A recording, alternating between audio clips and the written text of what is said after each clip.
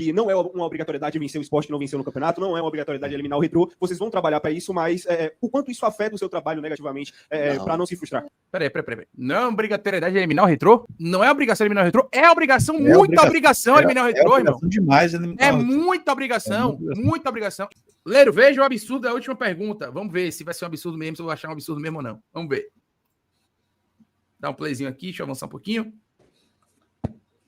Boa noite, professor. Parabéns pelo triunfo. Eu vou seguir a linha do colega Nilson na primeira pergunta. E aí a gente fala sempre, se escala o titular e estoura 2-3, reclama. Se escala o reserva e faz um jogo muito abaixo do que esse time reserva já demonstrou, reclama. O bom é reclamar, no final das contas. Se tem contratação, reclama. Se não tem, reclama. E vamos seguindo, reclamando a essa toada. Como essa reclamação chega em vocês, da comissão técnica, e como vocês vão continuar trabalhando para poder dar a volta, não dar a volta por cima porque venceu, mas para... Rapidinho, eu vou pausar aqui. João, você sabe que você é um cara benquista por mim, mas essa pergunta aí, velho, você quis botar Rogério Ceni na cara do gol, velho. Essa pergunta aí só serviu para poder Rogério Ceni falar o que ele queria falar. Enfim, eu entendo o que você quer dizer. De fato, existe uma reclamação muito grande da torcida, né? Antes até de Rogério Ceni responder. Mas, pô, velho, essa pergunta aí não foi legal, assim, na minha humilde opinião. Você sabe que tô falando isso porque a gente tem uma relação de amizade, uma relação próxima, e tô falando aqui porque eu falaria para você e, enfim, não teria nenhum problema. A pergunta é que deixou o Rogério Ceni confortável demais, né, velho? A gente tem que tentar deixar o treinador desconfortável. Né? O treinador, quando ele é bom, você tem que deixar ele desconfortável para ele poder responder aquilo que você quer. Né? E não, enfim, talvez aí seria a questão da técnica de jornalismo, né, Lula? Mas faz parte, vamos lá. Mostrar o futebol um pouco melhor. O que movimenta o futebol, o que fomenta o futebol, é o direito de expressão de cada um. Só um parênteses aqui, Lula, porque o Fiuza colocou aqui. É sua opinião, Leiro, tudo bem, mas a pergunta, a minha opinião, é pertinente também. Existe um exagero nas cobranças por parte da torcida e mídia. Aí o que você faz, Fiuza? Você faz assim, professor, você considera que existe um exagero nas cobranças por parte da torcida em relação, por exemplo, não chegar de um atleta, papapá? Aí você pergunta para ele, para que ele diga se ele acha que é isso ou não. Mas quando você chega na pergunta e fala, a torcida só faz reclamar, você já tá dando a resposta que o cara... assim, você já tá induzindo a resposta, pô. Então, se você quer perguntar sobre reclamações, você quer perguntar sobre, enfim, sobre essa questão da reclamação da corneta, tudo bem, não tem nenhum problema, né? Mas aí você chega e pergunta de uma outra maneira. Você chega lá e fala, pô, como eu falei, né? Você considera que existem reações exageradas, aí você joga a bomba na mão do cara pro cara responder. E não você já perguntar induzindo a resposta, entendeu? Enfim, é isso. Vamos lá. Você citou o fato de que ele ainda estava, né, longe do ideal, longe do que ele pode contribuir para o Bahia na temporada e na sequência, né, caso ele permaneça no clube. Enfim, queria que você avaliasse a partida de hoje do Nestor, muitas vezes construindo o jogo de trás, armando, chegando à frente e até finalizando com perigo algumas vezes. Eu acho que ele auxiliou bastante o Nico, né, na hora da construção, ele por um lado, o Nico pelo outro. A principal, na minha opinião, característica dele, além da chegada e dos chutes de fora da área, apesar de ser pequenininho, não ser um jogador de porte físico avantajado, ele tem nesse chute de fora da área. Hoje ele fez acho que umas 3 finalizações, não tenho certeza, mas umas 3 finalizações, exigindo até boas defesas do goleiro, outras nem tanto.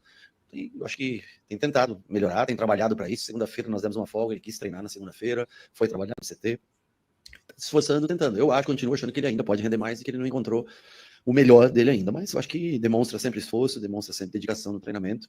Eu acho que é um primeiro passo. Boa noite, Rogério. Na última coletiva você disse que se arrepende de não ter mesclado mais o time na Colômbia. Como é que você planeja o time para o jogo de volta contra o Retrô? Puta, eu vou ter que ver o sábado primeiro. Não, dá pausa aí, dá pausa aí. Um Só ataque uma coisa. inteiro. Boa pergunta. Não foi isso que ele foi ao contrário. Ele disse que não ter mesclado o time no jogo do Fortaleza antes do jogo da Colômbia. Foi isso que ele falou na outra coletiva. Não foi no jogo da Colômbia. Porque aí o time chegou na Colômbia com pouca energia. Foi isso que ele falou. Não foi em relação ao jogo de ter colocado, por exemplo, mais reservas na Colômbia. Né? Ele até falou assim... Tem certeza, Lula? Tenho certeza absoluta. Então eu não vou questionar. Mas eu achava que ele tinha falado em relação ao jogo do Cali mesmo. Não, ele fala em relação ao jogo do Fortaleza, porque os jogadores chegaram para o terceiro jogo desenergizados. E aí, dentro da resposta, ele também fala que, de repente, se ele estivesse ali com jogadores com mais energia, aí seriam mais jogadores de reserva, ele poderia ter tido um outro tipo de produtividade. Mas quando ele fala muito, muito claramente, diretamente em relação ao jogo do Fortaleza. Mas a pergunta foi boa. A intenção da pergunta dele não era essa. Aí você vai ver a resposta. Eu vou até voltar aqui 2 segundinhos para a gente ouvir o final da pergunta e a resposta do início. Como é que você planeja o time para o jogo de volta contra o Retrô? Puta, eu vou ter que viver o sábado primeiro. Nós temos um ataque inteiro pendurado no Campeonato Brasileiro pro sábado. E aí do sábado eu tenho que pensar na quarta e tenho que pensar no próximo outro sábado. Você falou, desculpa. Acevedo também tomou o terceiro na Copa do Brasil, é justamente isso também foi, já me passaram isso. Então, assim, nós temos que ver se acontecer alguma coisa com alguém no sábado, se nós devemos usar na quarta e não podemos usar no outro fim de semana, né, por cartão.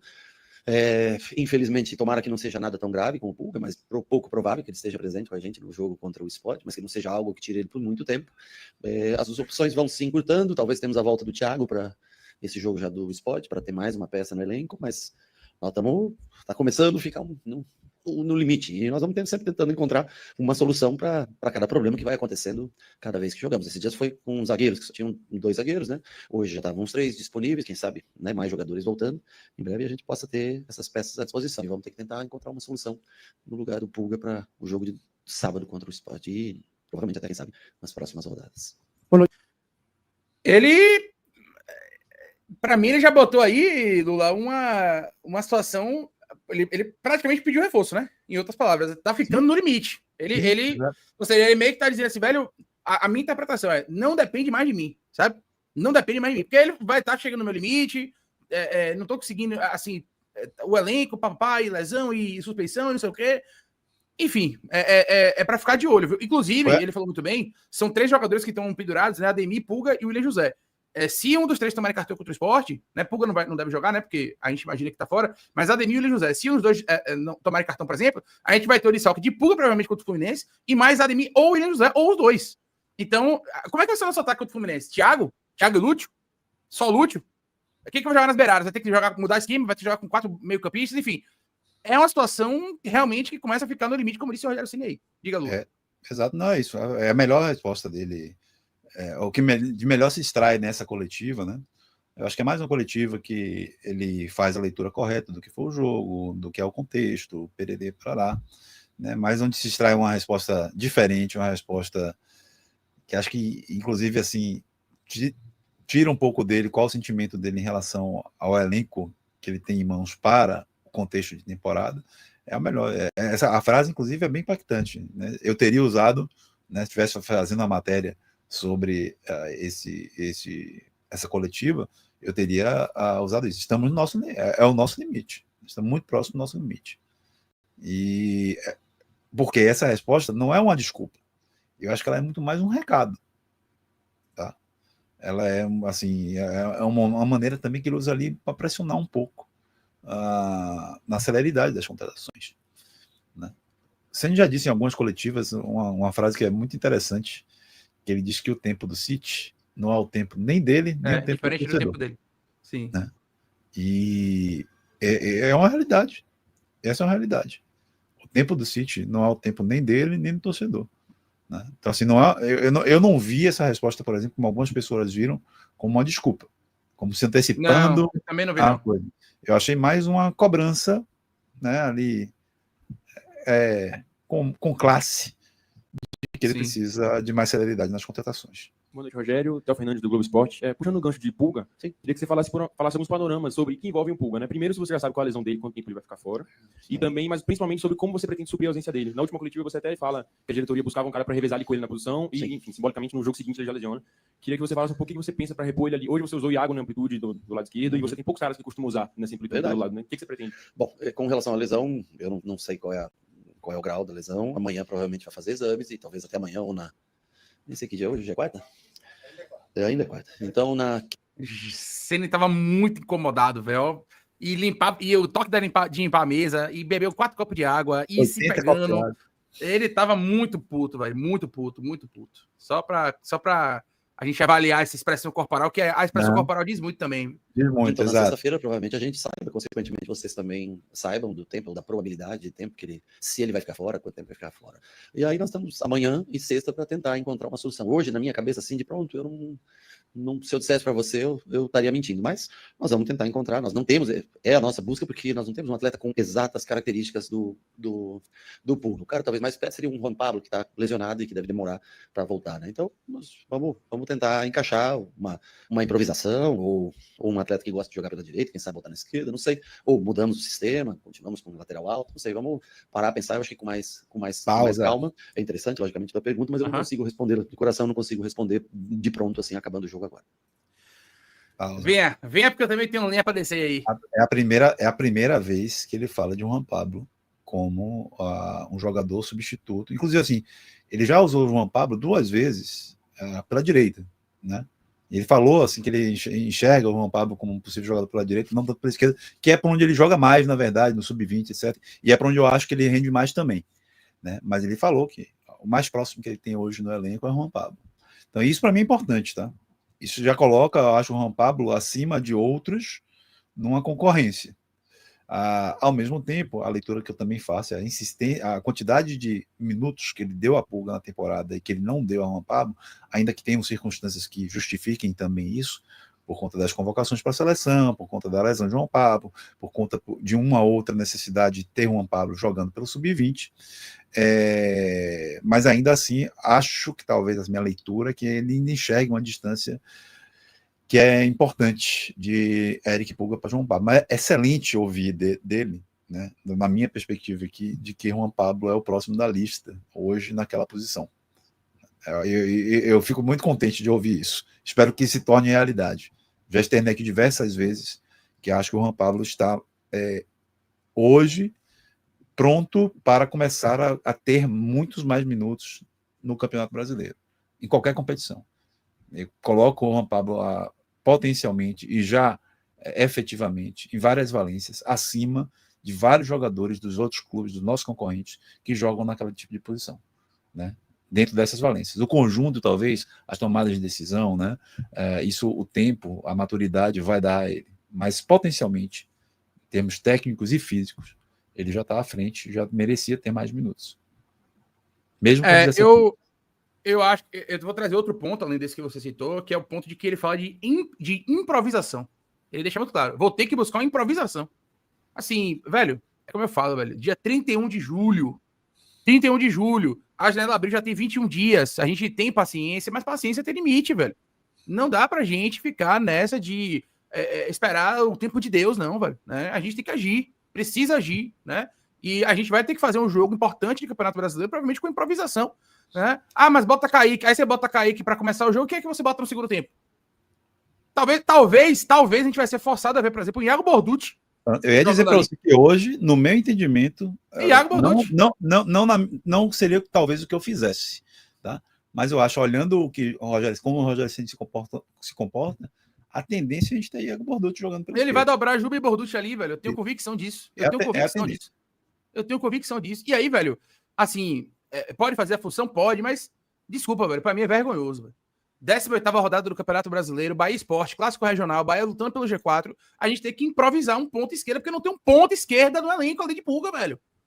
E aí tem o Juan Pablo, ok, que é da base, mas como você disse, constantemente convocado para a seleção, né? Nesse momento agora, por exemplo, está machucado, né? Várias situações podem acontecer, o cara tá jogando, ele joga jogo do sub-20, joga jogo profissional, aí joga seleção, então ele tá envolvido em muitas frentes, não é um jogador que a gente já está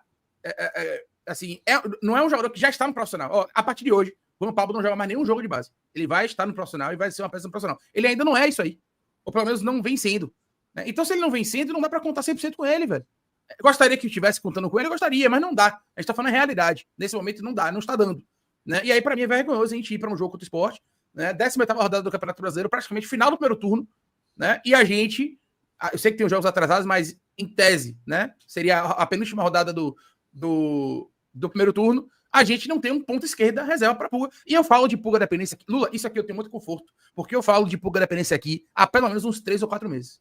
Então eu tenho muito conforto para poder bater nessa tecla aí e descer a lenha nessa situação. Sem nenhuma dúvida. Né? E aí, assim, para mim é vexatório, inclusive para a diretoria, chegar na coletiva, o treinador falar, meu irmão, eu tô no meu limite, eu preciso de reforço. Né? Ele não falou isso ipsilíteres, mas ficou claro, ele deu a entender isso. Né? Tá no limite, preciso de reforço, eu vou ter que partir para improvisação. E a gente tá falando, a gente não tá falando de maio, de abril, de março, a gente tá falando de julho não, agosto. Porque julho acaba hoje. A gente tá falando de agosto. Né? Então, pelo amor de Deus. Pelo amor de Deus. Quer completar alguma coisa, Lô? Podemos seguir adiante? Seguimos. Vamos lá.